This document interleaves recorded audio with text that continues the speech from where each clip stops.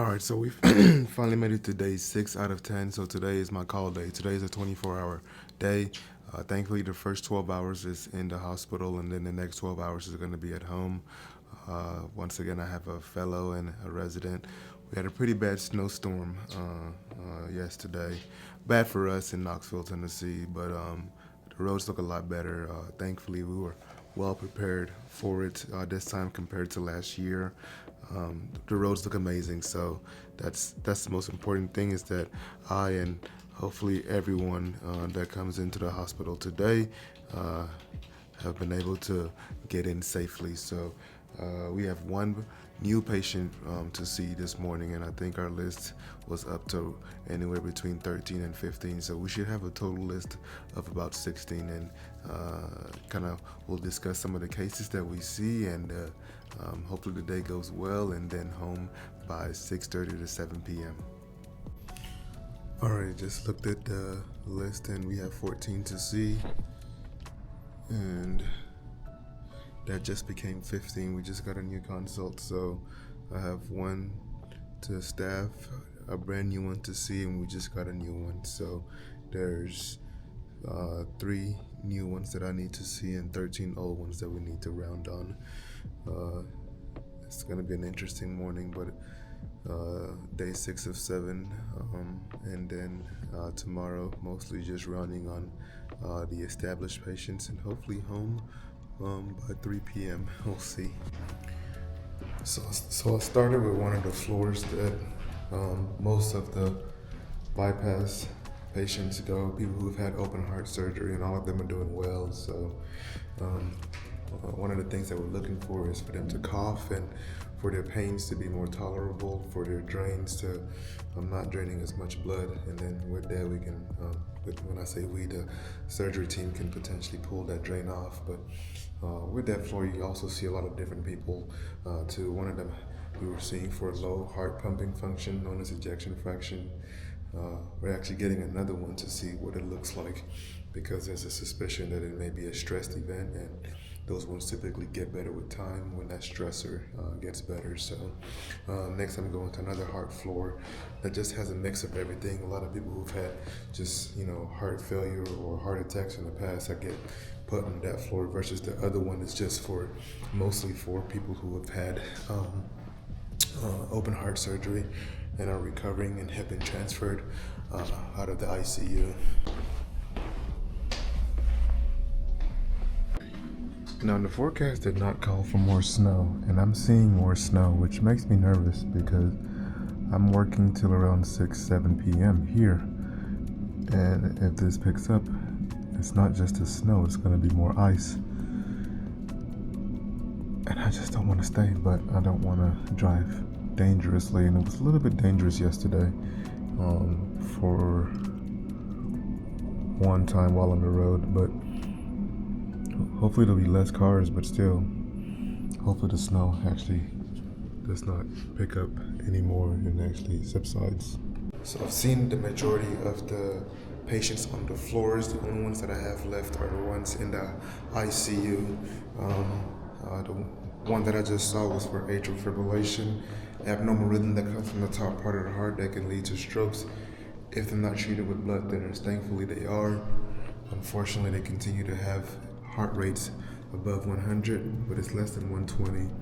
With this, we're going to continue to monitor, look for any reversible causes. If we can't find any, we'll do a cardioversion on Monday where we shock them out of rhythm back into normal rhythm while they're asleep. They'll need a TE to make sure that there's no clot in the heart prior to shocking it. So yeah, we just finished seeing the new ones. The old ones kind of went through the list, gave them time to finish writing their notes, and a lot of notes to addend now to give my thoughts and recommendations after theirs. But overall, it's been a good day. There's probably 2 more patients that I need to see, and then yeah, it's been steadily a good day. You can't really recreate days like this, and I'm pretty appreciative of just everyone. Sometimes your days is determined by who you work with, and I've had a pretty good staff, had a pretty good everything. with residents and fellows. So chef's kiss to the day. Everything is going exactly how I would like it to go, and it doesn't always happen. But now I'm just gonna addend some notes and get ready to see any new consults that come throughout the day. Here in the hospital on call for 8 more hours, and then the rest of it will be done at home.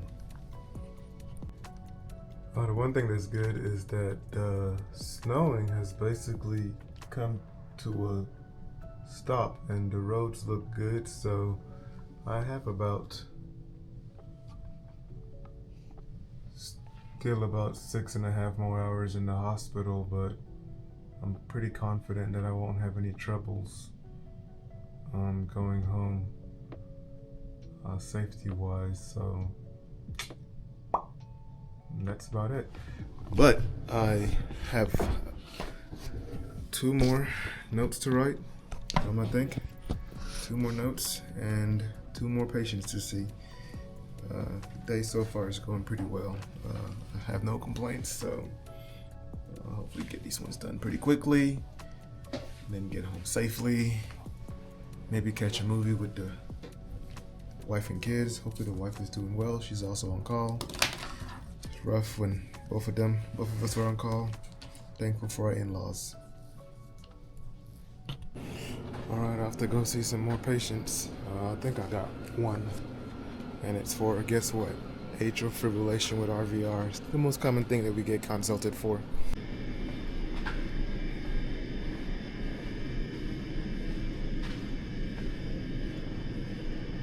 It's like the common thing that happens like holidays, but also when it snows like this, is that hospitals run efficiently.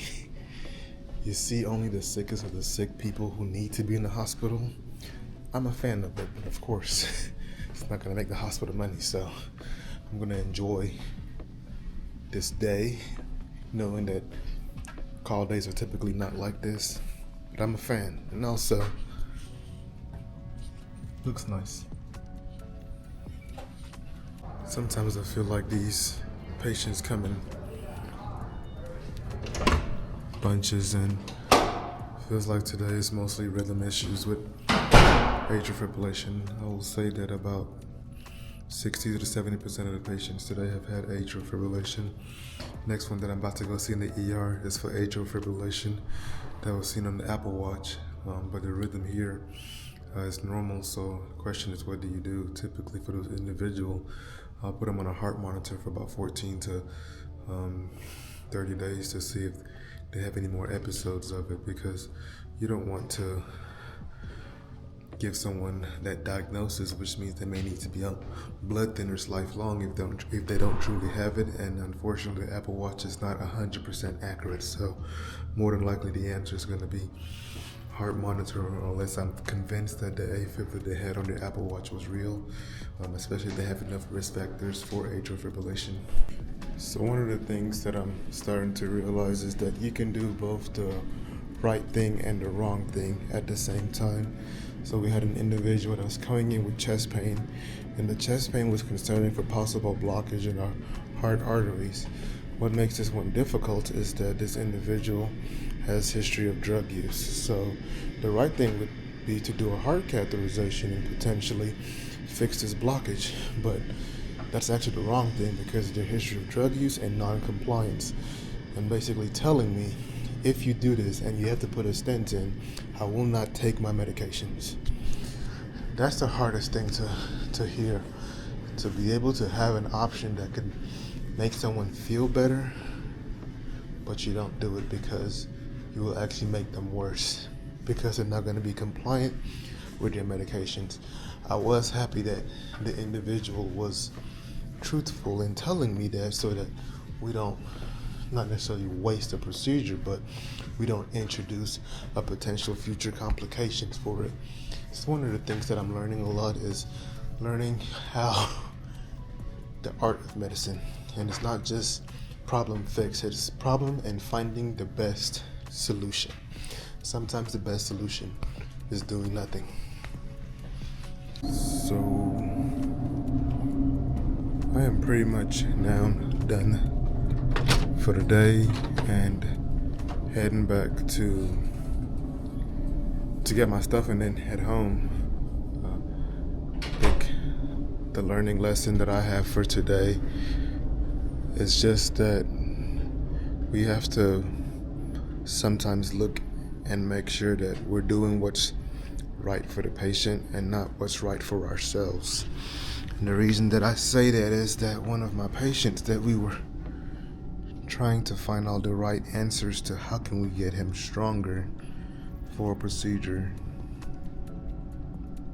and he finally said enough is enough.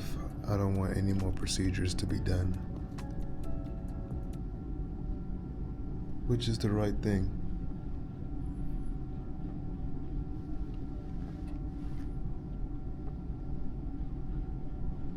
It just makes you wonder if there was more that you could have done for them, but at the end of the day, you have to do what's right for the patient, and sometimes the answer is doing nothing and giving them dignity, especially if they may potentially be going towards their end of life. So this individual was balancing between defense and definitely said enough is enough. I don't want to be doing this anymore when I could just enjoy the time that I have left with my family. I respect that.